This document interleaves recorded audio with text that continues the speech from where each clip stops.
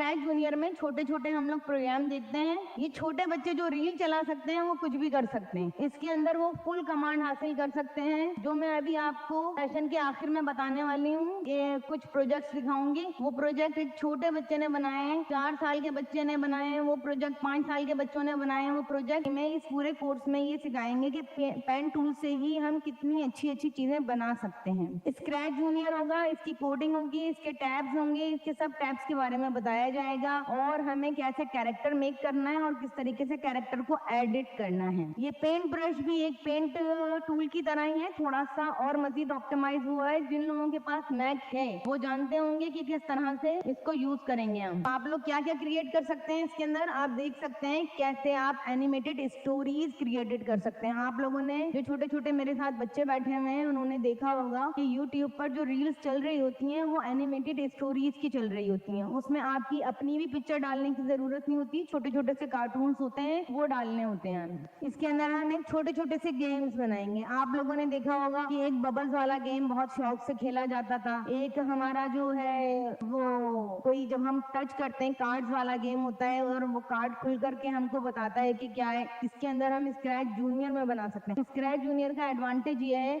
कि इसके अंदर आप जो है अगर अपने मोबाइल से कर रहे हैं थोड़ी सी लिमिटेशंस मिलेंगी आपको। अगर आप टैब से या अपने कंप्यूटर से कर रहे हैं तो उसके अंदर लिमिटेशंस आपकी बिल्कुल कोई लिमिटेशंस नहीं होंगी। उसके अंदर आपकी लिमिटेशंस नहीं होंगी। उसके अंदर आपकी छोटे छोटे मिनी गेम्स बनाएंगे हम इसके अंदर। और क्रिएटिव आर्ट, अब हम लोग मजीद क्या थीम क्रिएट कर सकते हैं और मजीद कैरेक्टर पेंटिंग से हम क्या कर सकते हैं मजीद। नेक्स्ट इसके अंदर हमारा क्या है कि हम ये वर्कशॉप क्यों ज्वाइन करी है हमने, आप लोगों ने क्यों ज्वाइन करी है ये वर्कशॉप। आप लोगों ने इसलिए ज्वाइन की है कि आप अपने बच्चों को, अपने स्टूडेंट्स को ये मेक श्योर कर सकें कि वो आगे आने वाले वक्त में जो हमारी पाइथन की कोडिंग होती है वो अर्ली एज में कर लें। 6.3 इयर्स का स्टूडेंट वो अभी पाइथन सीख रहा है और सर्टिफिकेट भी हासिल कर चुका है। ये स्क्रैच जूनियर के बाद एक स्क्रैच का सॉफ्टवेयर होता है वो और भी अच्छा होता है, उसकी और रिक्वायरमेंट होती है और भी अच्छा होता है। उसके अंदर उसकी लिमिटेशंस और कम हो जाती हैं। हम उसके बाद ये कोर्स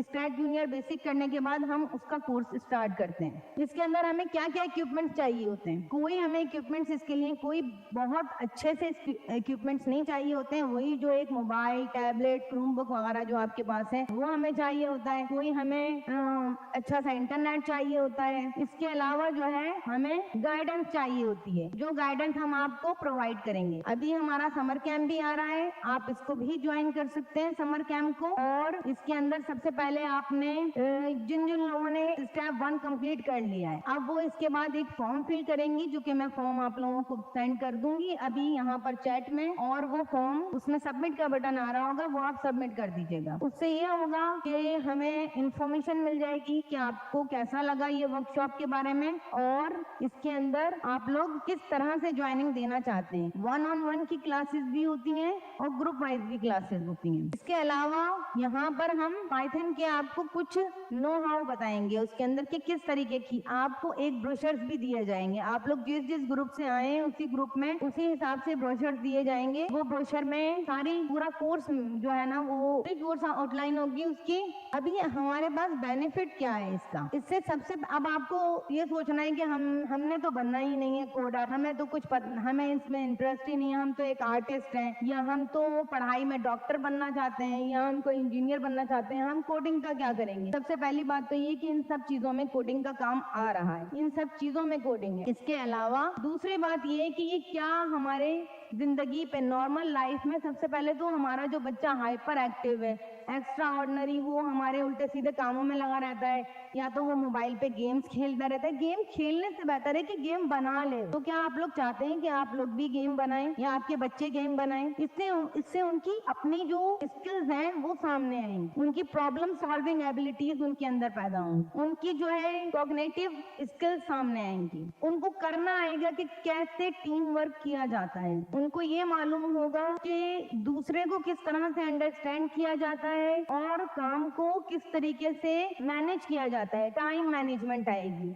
जब वो एक छोटा सा प्रोजेक्ट कंप्लीट करेंगे तो उनको जितनी खुशी होगी और वो अपने आप को एक बहुत बड़ा वो प्रोग्रामर समझने लगेंगे, उससे ही उनका इंटरेस्ट डेवलप हो रहा है। अगर आप लोगों को आज यकीन नहीं आ रहा है किसी भी बात का, इस वर्कशॉप से किसी भी तरह से यकीन नहीं आ रहा है आपको कि मैं इस बारे में श्योर नहीं हूँ कि हमें करवाना है या नहीं करवाना है, आप आराम से इसके ऊपर रिसर्च कर लें। अगर आप कहीं से भी, मगर ये कोर्सेज जरूर करवाएं अपने बच्चे को, उससे वो अपना कोई भी डिजिटल आर्ट है वो एक्सप्रेस कर सकता है। माशाल्लाह से बहुत सारे ऐसे लोग हैं जो कि बहुत ज्यादा वेल नोन है, बहुत अच्छे जो है वो उनकी अर्निंग पॉइंट ऑफ व्यू से, इकोनॉमिकल पॉइंट ऑफ व्यू से बहुत अच्छे हैं, लेकिन वो अपने बच्चों पर सिर्फ यही तवज्जो दे रहे हैं कि उनको डॉक्टर बनना है, उनको इंजीनियर बनना है, उनको नो बीबीए करने के बाद भी कुछ नहीं होगा, एमबीए करने के बाद भी कुछ नहीं होगा। अगर आपके अंदर अपने आप को, अपनी डेली लाइफ को मैनेज करने की सलाहियत नहीं आएगी तो ये सारी स्किल्स, चाहे वो कोडिंग वाली ही स्किल हो, वो बेकार हो जाएगी। बस ये आपको इनहेंस कर रही है कि किस तरीके से अगर कोई बच्चा बैठकर माइनक्राफ्ट का गेम खेल सकता है तो उसकी माँ उसको बता सकती है कि बेटा आप माइनक्राफ्ट का गेम खेलने से बहुत ज्यादा बेहतर है कि आप जो है उसको बना लो ऐसा गेम। इसका नेक्स्ट लेवल स्क्रैच के बाद आता है हम लोग रो ब्लॉक्स पर सिखाते हैं कि रो ब्लॉक्स किस तरीके से बनाना है। रो ब्लॉक्स इंजन होता है, सैंड इंजन होता है, इसके अलावा बहुत सारी जो है वो कोर्सेज आएंगे। अगर आप मजीद किसी और कोर्सेज में भी इंटरेस्ट है तो आप फॉर्म में बता सकते हैं अपना।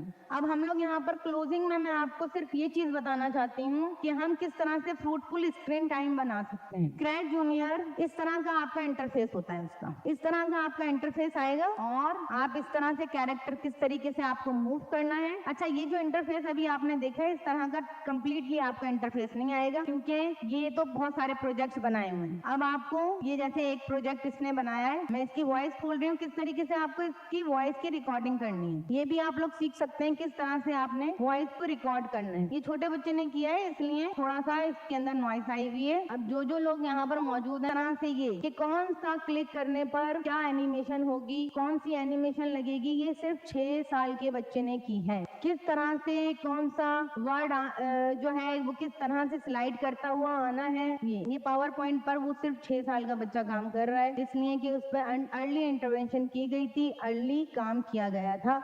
और देख सकते हैं कि स्क्रीन टाइम को हमने किस तरीके से फ्रूटफुल बनाया है। आप लोग भी कर सकते हैं। कितनी मेहनत, अगर आप लोग थोड़ी सी भी मेहनत अगर आप लोग करेंगे तो आपका बच्चा इससे भी आगे जा सकता है। आप लोगों को अगर ये सेशन थोड़ा सा अच्छा लगा हो, थोड़ी सी मेरी बात बस समझ में आ गई हो, तो प्लीज आप मुझसे नहीं, कहीं से भी प्लीज आप इसको करवाएं, इसके ऊपर रिसर्च करें कि आया मैं बात ये बिल्कुल सही कह रही हूँ या नहीं कह रही हूँ। उसके बाद आप मुझे इसका रिस्पॉन्स दें। ये 3 दिन के अंदर ये फॉर्म आप सबमिट करवा दें। मैं 3 दिन के बाद जो है वो आप लोगों को ये वीडियो सेंड कर दूंगी जो रिकॉर्ड हुई। वैसे तो इसकी रिकॉर्डिंग की कोई भी, जिन लोगों ने नहीं ज्वाइन किया है उनको थोड़ी सी ज्यादा हो रही होगी, वरना आप लोगों को तो नॉर्मल मैंने सिर्फ इंट्रो ही करवाया है। इसकी जो नेक्स्ट सेशन है, जो कि मैंने फ्री का ऐलान किया था कि 30 क्लासेस देने वाली है। फ्री 2 क्लासेस होंगी जिसमें हम लोग अंडरस्टैंड करेंगे कि ये इंटरफेस कैसा होता है स्क्रैच जूनियर का, स्क्रैच जूनियर होता क्या है। Thank you so much. मैं मीटिंग एंड करने लगी हूँ।